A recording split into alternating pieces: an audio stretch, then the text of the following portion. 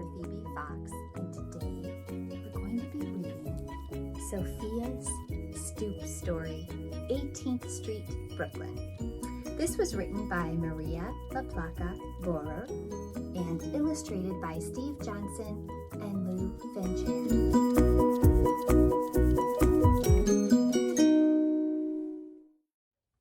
I love Sundays. All of my cousins and I spend the day on 18th Street. That's where my Nana lives, and my Uncle Frankie, and my Aunt Emanuela, and my cousin Anna, and my cousin Giuseppe, and my cousin Antonio, and my cousin Arturo, and my cousin Amelia, and my other cousin Amelia, and well, everyone in the Afisco family.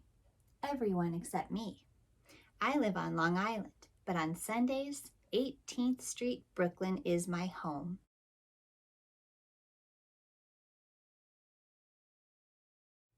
Uncle Frankie lives next door to Nana. In Brooklyn, the houses are close to each other, so close that sometimes they're connected, and every house has a stoop. Uncle Frankie's stoop is my favorite. It's painted red and white, and there are lots of steps, one for each of my cousins and me. There's even a step for Uncle Frankie, but he doesn't sit on it. He sits on an aluminum folding chair. Uncle Frankie says his butt's too old and bony to sit on the stoop. He says when we're as old as he is, we can sit on an aluminum folding chair. The best part about sitting on Uncle Frankie's stoop is listening to his stories. August 14th, 1947 was a beautiful day. The guys from the block and I decided to go to a ball game to see one of our favorite players. The Brooklyn Dodgers were playing the Braves at Ebbets Field. But I gotta tell you, this was no ordinary game. This was a game to go down in history for Carl. I hear Nana. Sofia, Sofia, vieni qua. I want to tell Nana, not now. Uncle Frankie is telling us a story. But I know better. When my Nana calls, I run. Bella mia, go up to Angelini's. I need a Romano cheese for my meatballs. Make sure he get the for Nana.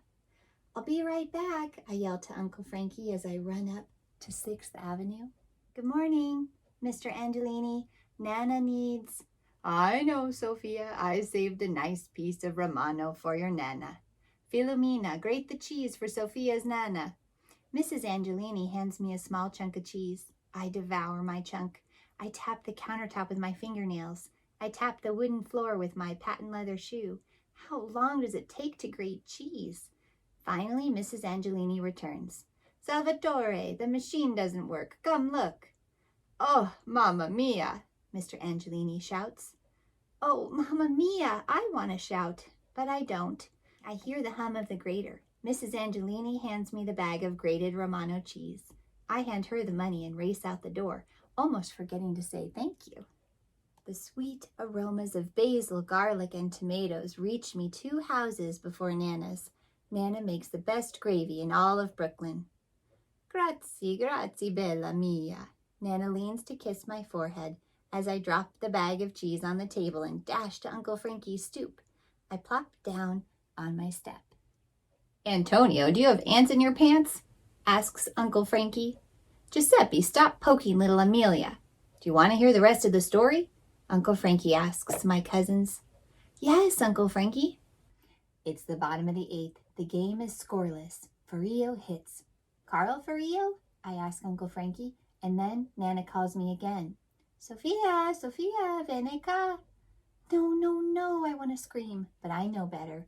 I run next door to Nana's. Bella mia, go down to the Amico's Bakeria. Get 2 loaves.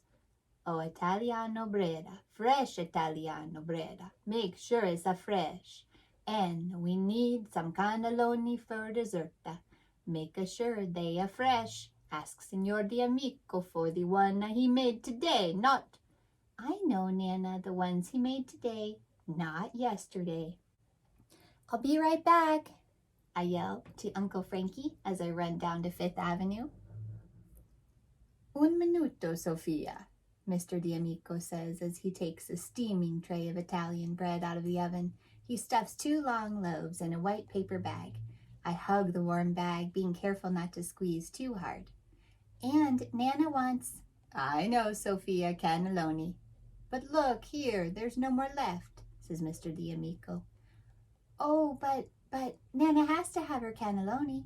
Mr. D'Amico winks. I'm only joking. I saved her some in the back. Grazie, grazie, Mr. D'Amico. When he hands me the cannelloni, I ask softly, are they?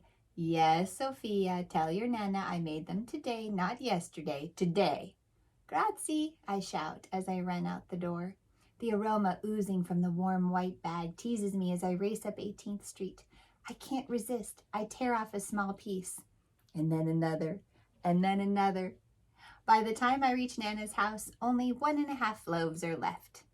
Nana doesn't mind. Every Sunday she takes the warm bag of half-eaten bread from me and smiles.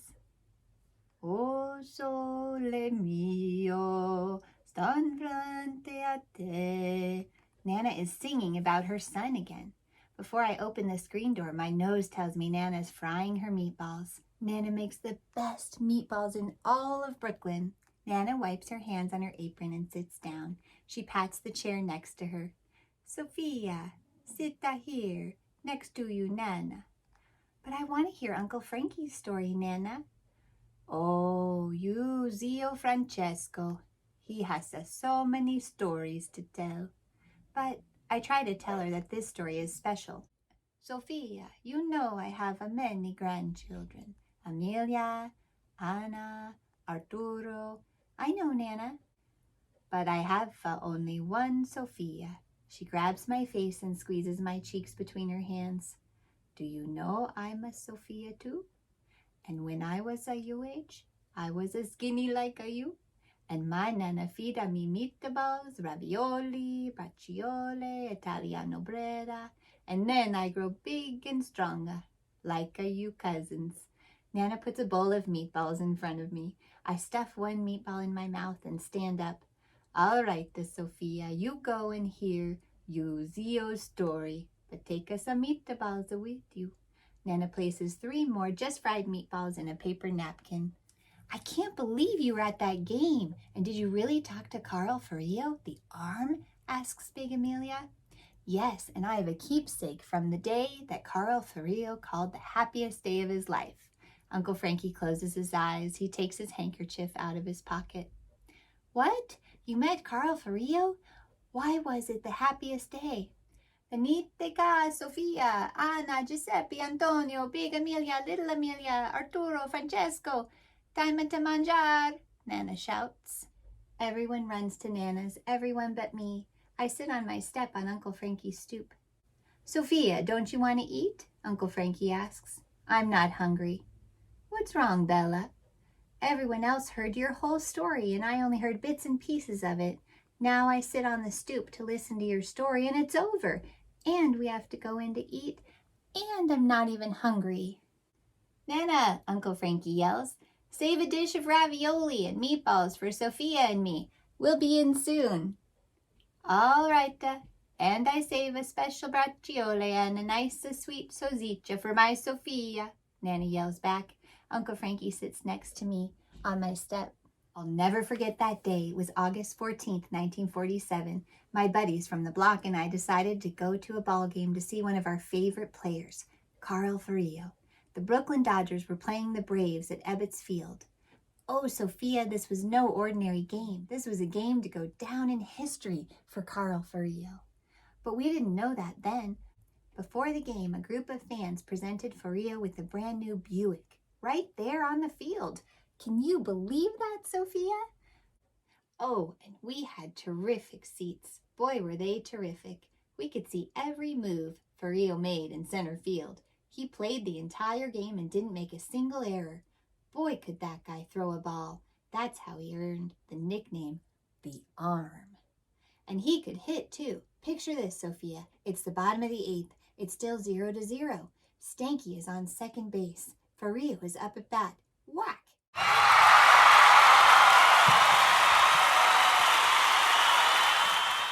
He hits a line drive deep into left field. Furillo gets a base hit and Stanky scores. Dodgers 1, Braves 0. Uncle Frankie sounds like a radio announcer. Then, top of the 9th, Braves have 1 out. Furillo catches a fly ball in center field. That's 2 outs. 1 more out, game over. Brooklyn Dodgers win 1-0. Furillo drove in the only run that day with a base hit. He got the game-winning RBI. Carl Furillo called that day the happiest day of his life, and the guys and I were there to see it all. After the game, my buddies and I hung around the locker room exit. You know, just hanging around and talking about the game. And then, who comes out? Carl Furillo. I couldn't believe my eyes. We ran up to tell him what a great game he played, and we each shook his hand. Wait, excuse me, Mr. Furillo? I called as he started to walk away. I pulled a newspaper from my jacket pocket and asked him to sign his name. It would be my pleasure, son, Mr. Furillo said. Did he really say that to you, Uncle Frankie? Uncle Frankie puts his hand up. He slowly rises, opens the screen door, and walks into his house. He returns carrying a neatly folded, yellowed piece of paper. He carefully unfolds the fragile newspaper he's saved since 1947. Written across the front page of the sports section are the words, To Frankie, a great Dodgers fan, Carl Furillo. Uncle Frankie hands me the yellowed page. I want you to have this, Sofia. You're a good listener, and a good listener becomes a good storyteller. Someday, Sofia, you will tell this story on my stoop, or maybe someday on your own stoop. I clutch my signed paper against my chest. My bony butt is starting to hurt, and I don't even care because someday, when my butt hurts too much for the stoop, I'll have my very own aluminum folding chair.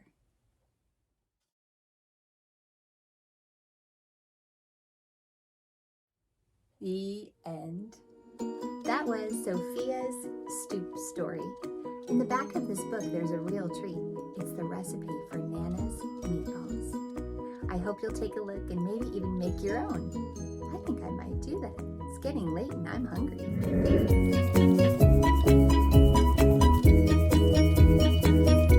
See you soon. Don't forget to subscribe.